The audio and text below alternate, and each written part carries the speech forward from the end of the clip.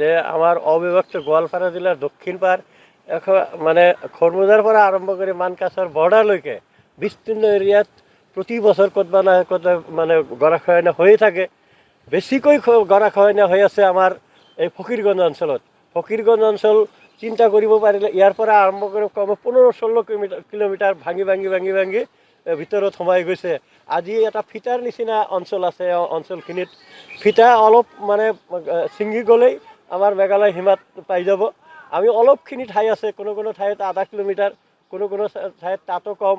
ফুলবাৰী তাতে লাগি গৈছিল, পাঠাকাটাৰ তাতে লাগি গৈছিল মেঘালয়ৰ সীমাৰ লগত।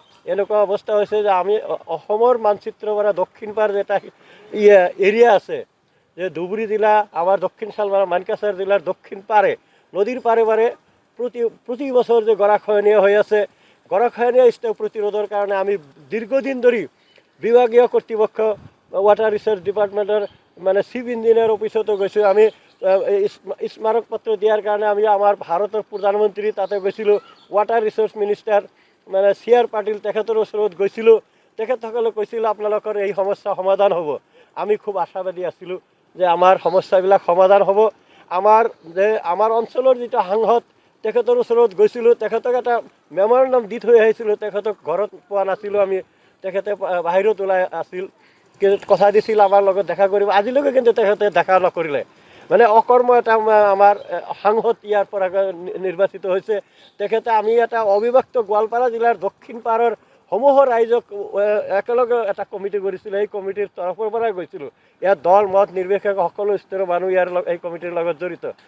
আজি দুখৰ বিষয়, আমাৰ অঞ্চলৰ হাজাৰ হাজাৰ মানুহ এই ব্ৰহ্মপুত্ৰ নদীত গৰাখহনীয়া হৈ নিঃস্ব হৈ গৈ আছে, ভিখাৰীত পৰিণত হৈ আছে।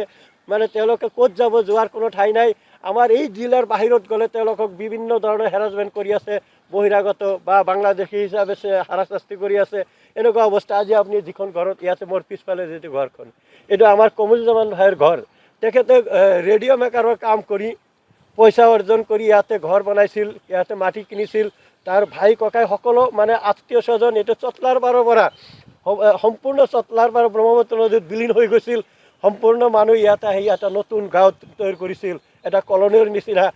কেইবাছো প্ৰায় হাজাৰৰ ওপৰত পৰিয়াল আছিল সম্পূৰ্ণ গাঁৱত। এই চকুৰ সন্মুখতে সম্পূৰ্ণ গাঁও ব্ৰহ্মপুত্ৰ নদীত বিলীন হৈ গ'ল।